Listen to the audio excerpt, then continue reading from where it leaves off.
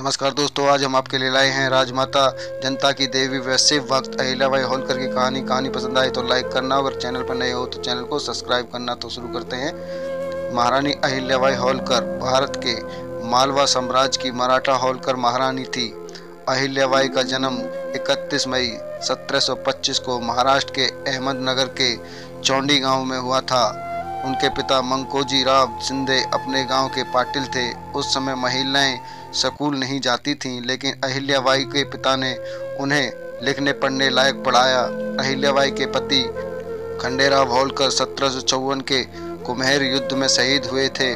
12 साल बाद उनके ससुर मल्हार राव होलकर की भी मृत्यु हो गई। इसके 1 साल बाद ही उन्हें मालवा साम्राज्य की महारानी का ताज पहनाया गया। वह हमेशा से ही अपने साम्राज्य को मुस्लिम आक्रमणकारियों से बचाने की कोशिश करती रही, बल्कि युद्ध के दौरान वह खुद अपनी सेना में शामिल होकर युद्ध करती थी। उन्होंने तुकोजी राव होलकर को अपनी सेना के सेनापति के रूप में नियुक्त किया था। रानी अहिल्याबाई ने अपने साम्राज्य महेश्वर और इंदौर में काफ़ी मंदिरों का निर्माण भी किया था। इसके साथ ही उन्होंने लोगों के रहने के लिए बहुत सी धर्मशालाएं भी बनवाईं। ये सभी धर्मशालाएं उन्होंने मुख्य तीर्थ स्थान जैसे गुजरात के द्वारका, काशी विश्वनाथ, वाराणसी का गंगा घाट, उज्जैन, नासिक, विष्णुपद मंदिर और बैजनाथ के आसपास ही बनवाईं। मुस्लिम आक्रमणकारियों के द्वारा तोड़े हुए मंदिरों को देखकर ही उन्होंने सोमनाथ में शिवजी का मंदिर बनवाया, जो आज भी हिंदुओं द्वारा पूजा जाता है। इनका विवाह इंदौर राज्य के संस्थापक महाराजा मल्हार राव होलकर के पुत्र खंडेराव से हुआ था। सन 1745 में अहिल्याबाई के पुत्र हुआ और 3 वर्ष बाद एक कन्या।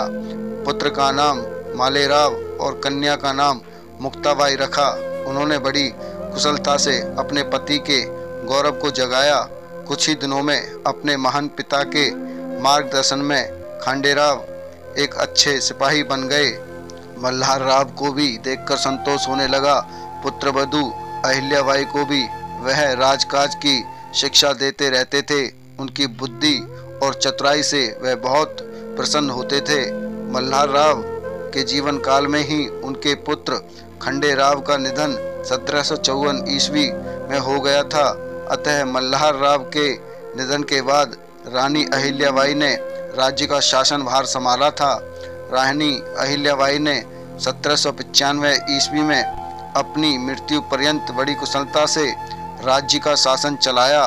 उनकी गिनती आदर्श शासकों में की जाती है। वे अपनी उदारता और प्रजा वत्सलता के लिए प्रसिद्ध है।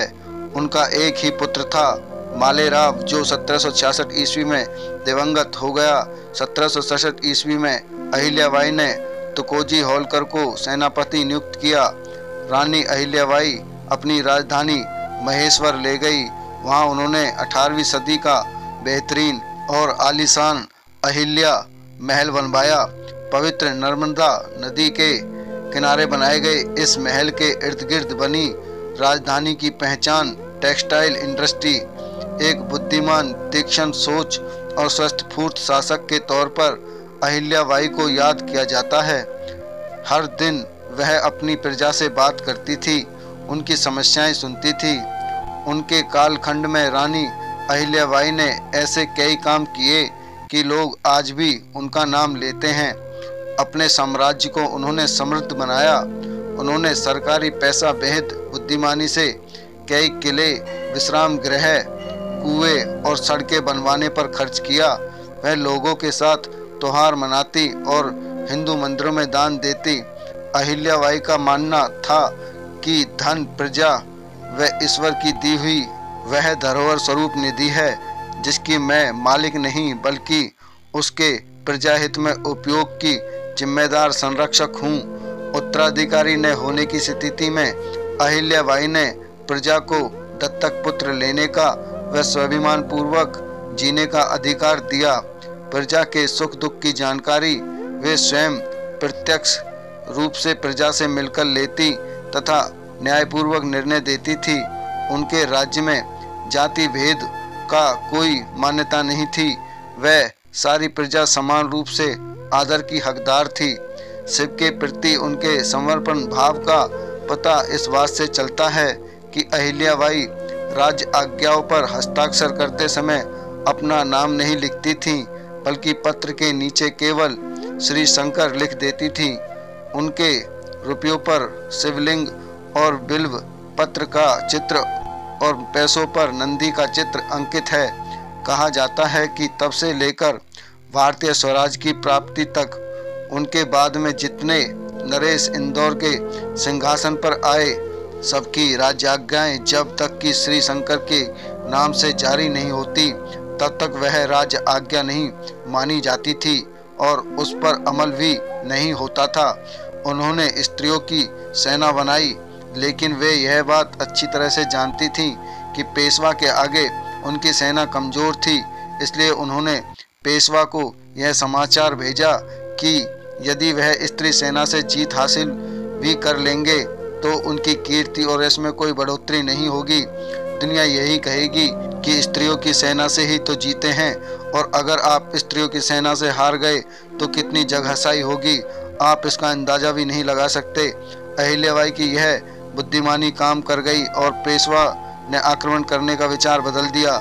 इसके बाद महारानी पर दत्तक पुत्र लेने का भी दबाव बढ़ने लगा, लेकिन उन्होंने इसे स्वीकार नहीं किया क्योंकि वे प्रजा को ही अपना सब कुछ मानती थी। उनके इस फैसले के बाद राजपूतों ने उनके खिलाफ विद्रोह छेड़ दिया, लेकिन रानी ने कुशलतापूर्वक उस विद्रोह का ही दमन कर दिया। अपनी कुशाग्र बुद्धि का प्रयोग करते हुए रानी अहिल्याबाई होलकर ने मालवा के खजाने को फिर से भर दिया। अहिल्याबाई ने अपने राज्य की सीमाओं के बाहर भारतभर के प्रसिद्ध तीर्थ स्थानों में मंदिर बनवाए, घाट बनवाए, कुओं और बावड़ियों का निर्माण किया, मार्ग बनवाए, सुधरवाए, भूखों के लिए अन्न सत्र खोले, प्यासों के लिए प्याऊ बनवाए, मंदिरों में विद्वानों की नियुक्ति, शास्त्रों के मनन चिंतन और प्रवचन हेतु की, और आत्म प्रतिष्ठा के झूठे मोह का त्याग करके सदा न्याय करने का प्रयत्न करती रही। मरते दम तक ये उसी परंपरा में थी जिसमें उनके समकालीन पूना के न्यायाधीश राम शास्त्री थे और उनके पीछे झांसी की रानी लक्ष्मीबाई हुई। अपने जीवन काल में ही इन्हें जनता देवी समझने और कहने लगी थी। इतना बड़ा व्यक्तित्व जनता ने अपनी आंखों देखा ही कहा था। जब चारों ओर गड़बड़ मची हुई थी, शासन और व्यवस्था के नाम पर घोर अत्याचार हो रहे थे, प्रजाजन, साधारण गृहस्थ, किसान, मजदूर अत्यंत दीन अवस्था में सिसक रहे थे। उनका एकमात्र सहारा धर्म, अंधविश्वासों, भय, त्रासों और रूढ़ियों की जकड़ में कसा जा रहा था। न्याय में न शक्ति रही थी न विश्वास। ऐसे काल की उन विकट परिस्थितियों में अहिल्याबाई ने जो कुछ किया और बहुत किया वह चिरस्मरणीय है। उन्होंने अपने समय की हलचल में प्रमुख भाग लिया।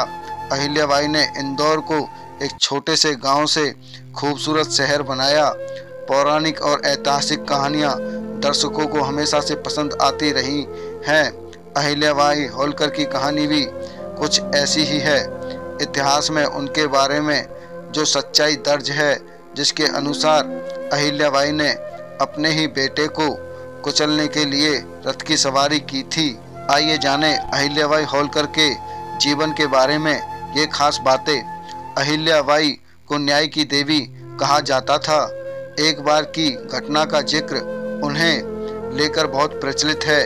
इसके अनुसार अहिल्याबाई के बेटे मालोजी राव एक बार अपने रथ से सवार होकर राजवाड़ा के पास से गुजर रहे थे।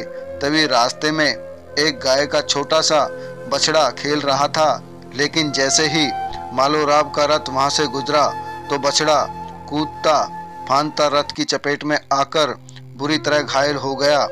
बस चंद मिनटों में तड़प तड़प कर बछड़ा मर गया। बताते हैं कि मालोजी राव ने इस घटना पर ध्यान नहीं दिया और अपने रथ समेत आगे बढ़ने लगे। वो गाय अपने बछड़े के पास पहुंची और बछड़े को मरा हुआ देखकर वहीं सड़क पर बैठ गई। तभी वहां से अहिल्याबाई का रथ गुजरा। अहिल्याबाई ये नज़ारा देखकर वहीं ठिठक गई। आसपास के लोगों से पूछने लगी कि यह घटना कैसे हुई, किसने बछड़े के साथ ये किया। कोई भी उनके बेटे का नाम लेते हुए डर रहा था। किसी को ये हिम्मत नहीं पड़ रही थी कि वो मालोजी राव का नाम बताएं। फिर किसी ने हिम्मत करके उन्हें घटना का पूरा वृत्तांत सुनाया। अहिल्याबाई इस बात से क्रोधित होकर सीधे अपने घर पहुंची। वहां अपनी बहू को बुलाया। उन्होंने अपनी बहू से पूछा कि अगर कोई माँ के सामने उसके बेटे पर रथ चढ़ा दे और रुके भी नहीं तो क्या करना चाहिए। उनके इस सवाल पर उनकी बहू मैनाबाई ने कहा कि ऐसे आदमी को मृत्युदंड देना चाहिए। बहू की बात सुनकर वो काफ़ी देर सोचती रही। फिर जब वो सभा में पहुंची तो आदेश दिया कि उनके बेटे मालोजी राव के हाथ पैर बांध दिए जाएं और उन्हें ठीक वैसे ही रथ से कुचलकर मृत्युदंड दिया जाए जैसे गाय के बछड़े की मौत हुई थी। अहिल्याबाई के इस आदेश से सभी एकदम सहम गए। उनके आदेश को मानने की हिम्मत किसी में नहीं दिख रही थी। कोई भी उस रथ की लगाम पकड़ने को तैयार नहीं हुआ। वो काफी देर इंतजार के बाद खुद उठी और आकर रथ की लगाम थाम ली। लेकिन जैसे ही वो रथ को आगे बढ़ाने लगी तभी एक ऐसी घटना हुई जिसने सभी को मन से झकझोर दिया, क्योंकि जैसे ही वो रथ को आगे बढ़ा रही थी तभी वही गाय आकर उनके रथ के सामने खड़ी हो गई। उन्होंने उस गाय को रास्ते से हटाने के लिए कहा, लेकिन वो बार बार आकर रथ के सामने खड़ी हो जाती। इस घटना से प्रभावित दरबारी और मंत्रियों ने कहा कि आप इस गाय का इशारा समझिए, वो भी चाहती है कि आप बेटे पर दया करें। किसी माँ को अपने बेटे के खून से अपने हाथ नहीं रंगने देना चाह रही। सभी ने कहा कि मालोजी राव अब बहुत कुछ सीख चुके हैं, वो कभी भविष्य में ऐसी घटना नहीं दोहराएंगे। बता दें कि अहिल्या ने मालवा की रानी के रूप में 28 साल तक शासन किया। ओंकारेश्वर पास होने के कारण और नर्मदा के प्रति श्रद्धा होने के कारण उन्होंने महेश्वर को अपनी राजधानी बनाया था। होलकर राज की निशानी और देवी अहिल्याबाई के शासन में बनवाई गई चांदी की दुर्लभ मोहरें अब भी मल्हार मार्तंड मंदिर के गर्भगृह में रखी हुई हैं। इन मोहरों का उपयोग अहिल्या के समय में होता था। अहिल्या के आदेश देने के बाद मोहर लगाई जाती थी। आदेश पत्र शिव का आदेश ही माना जाता था। दोस्तों, कहानी कैसी लगी कमेंट में ज़रूर बताएं। कहानी पसंद आई हो तो लाइक करें, शेयर करें। अगर आप हमारे चैनल पर नए हो तो हमारे चैनल को भी सब्सक्राइब करें। साथ ही बेल आइकन को ऑल पर प्रेस कर दें ताकि इसी तरह की कहानी आप तक पहुंचती रहे।